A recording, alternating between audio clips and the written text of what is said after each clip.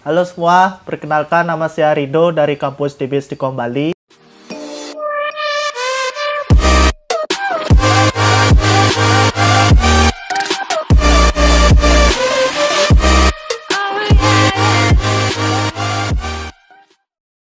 Pada hari ini saya akan mengerjakan tugas saya di rumah, yaitu mereview buku. Dari berbagai buku yang dikirim oleh dosen saya memilih satu buku dengan judul Anak Arloji, karya dari Kurnia Effendi. Untuk buku ini diterbitkan pada bulan Maret 2011. Dan untuk Anak Arloji ini terdiri dari kumpulan 14 cerita pendek atau cerpen yang sebelumnya sudah dimuat di berbagai media cetak seperti Kompas, Koran Tempo, Matra, Suara Merdeka, Femina, dan Media Indonesia. Untuk judul-judul dari cerpen ini terdiri dari Noriu, Aromawar, Kuku Kelingking, Panggilan Sasa, Pertaruhan, Laut Lepas Kita Pergi, Kamar Anjing, Tetes Hujan Menjadi Abu, Sepanjang Braga, Latifa, Wangi Kaki Ibu, Anak Arloji, Penggali Makam, dan Jalan Teduh Menuju Pulang. Untuk jumlah halaman dari buku ini ada 149 halaman termasuk cover. Kemudian saya akan mereview untuk dari isi buku ini. Dari total 14 judul cerpen yang ada di buku ini, saya akan mereview yang menurut saya paling bagus dari semua judul tersebut. Untuk totalnya ada sekitar 7 judul yang menurut saya bagus dari buku ini. Yang pertama itu judul Noriu. Jadi dari buku ini menceritakan seseorang yang bernama Noriu yang bekerja sebagai dokter. Di dalam cerita ini diceritakan kalau Noriu ini sedang mengalami patah hati atau sedang mengalami rasa sedih dan perasaan kecewa karena ditinggalkan oleh kekasihnya. Dan di dalam cerita ini juga disebutkan sosok aku, di mana sosok aku ini merupakan bagian lain dari sosok Noriu tersebut.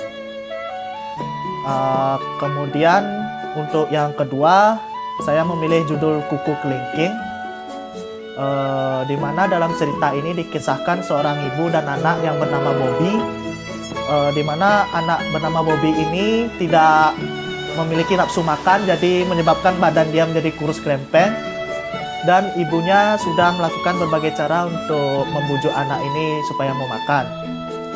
Kemudian pada suatu hari ibunya membujuk anak ini untuk mau makan dengan berjanji untuk mengajak Bobby ini ke rumah neneknya.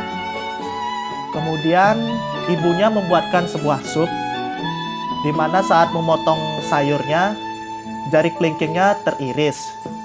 Kemudian jari kelingking tersebut masuk ke dalam supnya dan sup itu dimakan oleh Bobby.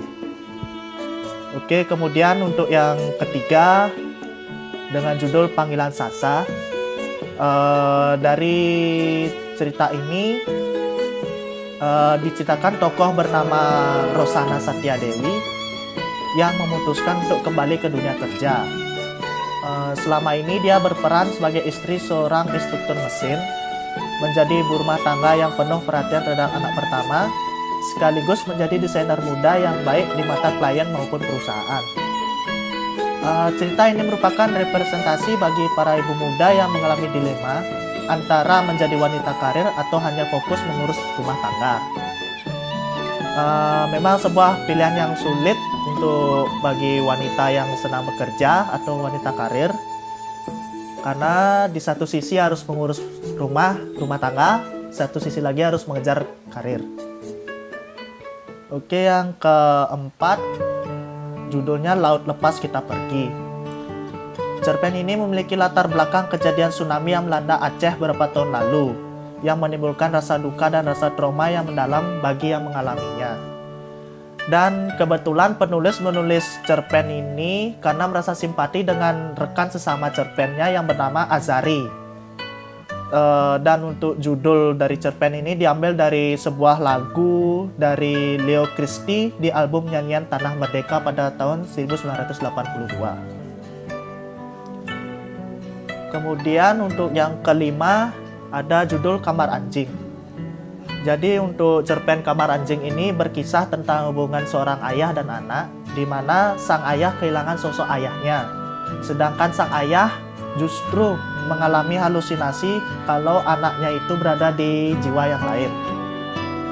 Jadi si anak ini merasa sangat sedih karena selama tinggal dengan ayahnya tidak pernah menganggap dirinya ada di sana. Kemudian untuk yang keenam ada judul Latifah, di mana di dalam cerita ini diceritakan seorang pelakor atau pencuri laki orang, bahasa kerennya. Tapi di dalam cerita pelakor ini sebagai korban, bukan sebagai yang tokoh antagonisnya. Jadi di dalam cerita ini menceritakan sisi lain dari seorang pelakor. Jadi gimana proses kenapa dia menjadi pelakor, bagaimana dia bisa bertemu dengan seseorang hingga akhirnya terjadi sebuah hubungan yang seharusnya tidak terjadi. Kemudian untuk yang terakhir ada Jalan Teduh Menuju Rumah. Jadi di dalam cerpen ini sebagai semacam pesan penulisnya buat anak-anaknya kelak. Jika kita resapi dalam-dalam cerita ini, mungkin cerpen ini bisa terasa sedih tentang harapan orang tua kelak di masa tua, anak-anaknya masih memikirkan mereka untuk tidak lupa pula ke asal mereka. Jadi untuk bagian dari bukunya, kira-kira menurut saya itu yang paling favorit. Mungkin bagi teman-teman yang penasaran dengan keseluruhan isi bukunya, bisa di-download nanti bukunya di link Google Drive yang nanti saya taruh di deskripsi. Kemudian untuk kelebihan dan kekurangan dari buku Anak Arloji ini, menurut saya kelebihannya pada setiap isi dari cerpen-cerpen tersebut menggunakan kalimat-kalimat yang mampu membuat atau menarik minat pembaca agar mau membaca buku ini terus. Itu yang pertama. Yang kedua, dari kumpulan cerita-cerita yang saya baca pada buku ini, itu alurnya termasuk alur campuran, jadi tidak monoton di satu tempat atau di satu titik. Kemudian yang ketiga, setelah membaca buku ini kita diajak untuk ikut merasakan apa yang terjadi dalam buku tersebut. Kemudian untuk kekurangannya menurut saya, karena buku ini termasuk e-book, jadi untuk tampilannya menurut saya kurang menarik, meskipun untuk isinya memang cukup untuk menarik bagi minat pembaca. Itu yang pertama. Kedua, karena saya termasuk orang yang kurang suka membaca, jadi untuk font yang saya baca, yang saya lihat dari ini kurang menarik, jadi jadi malas untuk baca lah, karena halamannya juga termasuk banyak. Untuk kemudian untuk kekurangannya mungkin cuma cukup segitu saja. Jadi mungkin sekian review buku Anak Arloji karya dari Kurnia Effendi yang bisa saya terangkan pada hari ini. Bagi teman-teman yang masih penasaran dengan isi bukunya, bisa di-download di Google Drive, nanti linknya saya share di deskripsi. Dan selain buku ini, di link tersebut juga terdapat beberapa buku yang mungkin bisa Anda baca, di antaranya dengan judul Mimpi Itu Gratis karya Ayusa, kemudian dengan judul Ke Surga Naik Sepeda karya dari Najib Kartapati Z, kemudian Makan Malam Bersama Dewi Gandari karya dari Simpun Cerita Indah Darmastuti. Lalu ada Kuda Kayu Bersayap karya dari Yanusa Nugroho. lalu ada kakek dan cerita-cerita lainnya. Dan yang terakhir ada Dilarang Berterus Terang karya Najib Kertapatiza juga. Oke, mungkin sekian review buku dari saya. Semoga bisa menarik minat Anda untuk membaca. Sekian dan terima kasih.